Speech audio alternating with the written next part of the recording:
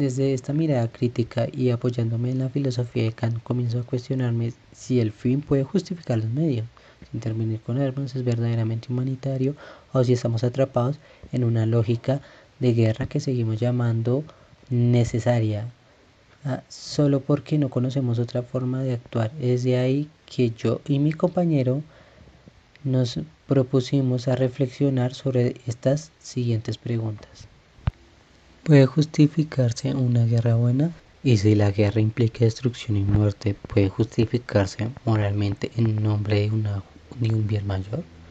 Mi sincera respuesta es no.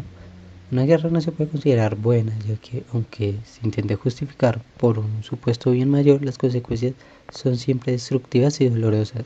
Un claro ejemplo de este es el caso de Colombia, donde décadas de conflicto armado entre guerrillas paramilitares y el Estado han dejado una profunda huella de violencia, desplazamiento forzado y muertes y traumas sociales. A pesar de los discursos de que supuestamente se hablan de la libertad del pueblo o la lucha por la justicia, los resultados han sido miles de víctimas inocentes y una historia de conflicto que parece no tener fin.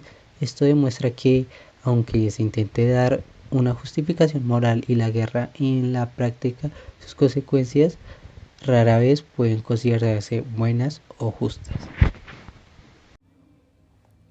Bueno, siguiendo, ¿es la guerra parte de la naturaleza humana o es un producto de nuestras decisiones sociales y políticas? Pues la verdad, la guerra no es una parte inevitable de la naturaleza humana. Aunque tenemos impulsos agresivos por naturaleza, también tenemos capacidad para la empatía, el diálogo y la cooperación. La guerra en gran medida es un producto de estructuras sociales, decisiones políticas y conflictos de poder.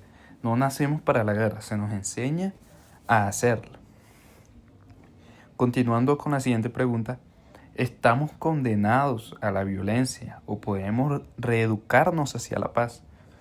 No estamos condenados. La violencia no es destino, es elección. Podemos reeducarnos hacia la paz si promovemos valores como la justicia, el respeto y la empatía desde la infancia.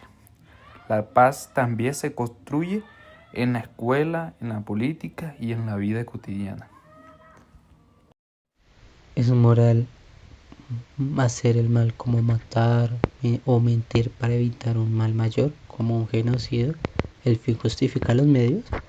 La respuesta es, desde mi punto de vista, influenciado por el pensamiento de Kant, no es moral hacer el mal, ni siquiera si se busca evitar un mal mayor. El fin no justifica los medios. Kant decía que nuestras acciones deben registrarse por principios que pueden ser universales, es decir, que todo pueden seguir sin que el mundo se desmorone moralmente. Si todos justificáramos matar para evitar otras muertes, entonces ¿qué valor tendría realmente la vida humana? Pienso que en el conflicto armado en Colombia muchas veces los actores justificaron la violencia con la idea de que están luchando por un bien mayor, la justicia social, la defensa del pueblo o la seguridad del Estado. Sin embargo, esas justificaciones llevaron a décadas de guerras, masacres, mentiras institucionales, desapariciones y miles de víctimas inocentes. Al final, ¿qué bien mayor se logra con tanto mal cometido? Se puede decir que fue moral usar la violencia, el engaño o el asesinato por una causa supuestamente justa. Kant diría que no, y yo estoy de acuerdo. Cuando permitimos que los medios inmorales se justifiquen por un fin, dejamos de ser verdaderamente humanos. Surge la pregunta, ¿por qué durante la guerra lo que normalmente es inmoral se vuelve aceptado e incluso honrado? Porque la guerra distorsiona la moral. Se crea una narrativa donde el enemigo es deshumanizado y entonces matar ya no es crimen, sino heroísmo. Se legitiman actos terribles en nombre de la patria, la defensa o la victoria. Así lo inmoral se convierte en deber. ¿Cambia la ética en función del contexto o debe mantenerse siempre firme? La ética puede adaptarse a diferentes situaciones, pero sus principios fundamentales deben mantenerse firmes. En tiempos de guerra es cuando más se necesita la ética. Si la abandonamos en los momentos difíciles, entonces no es la verdadera ética, sino conveniencia. Las intervenciones armadas para defender al inocente es un acto humanitario o una forma disfrazada de imperialismo. A simple vista, intervenir con armas para defender a inocentes puede aparecer un acto humanitario, pero cuando lo piensas más profundamente, no puedo evitar ver las sombras que lo rodean. Muchas veces esas intervenciones vienen cargadas de intereses ocultos, políticos, económicos o territoriales.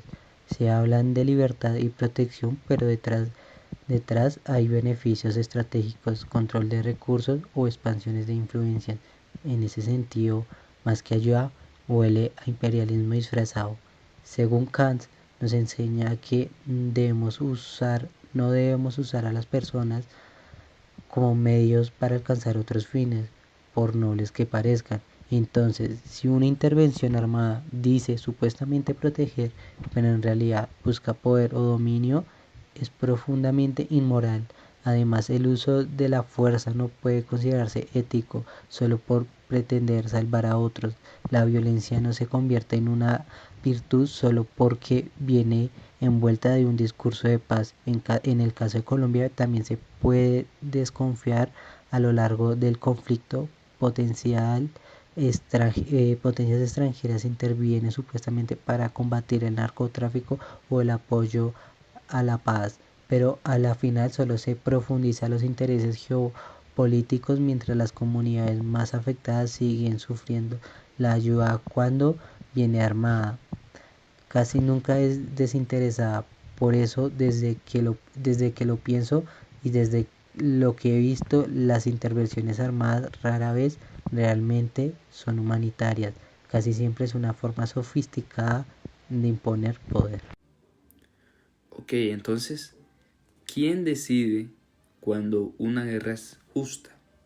En teoría, organismos como las Naciones Unidas deberían tener esa responsabilidad, pero en la práctica muchas veces son los países poderosos los que deciden, según sus intereses. El pueblo afectado, que es quien más sufre, raramente tiene voz real en esa decisión, y eso plantea una gran injusticia. Entonces, por concluido, aunque la guerra suele asociarse con destrucción, muerte y sufrimiento, la historia nos muestra que en ciertas circunstancias extremas puede parecer el mal menor. Hay guerras que han detenido genocidios, derrocado dictaduras o defendido a pueblos enteros de la aniquilación.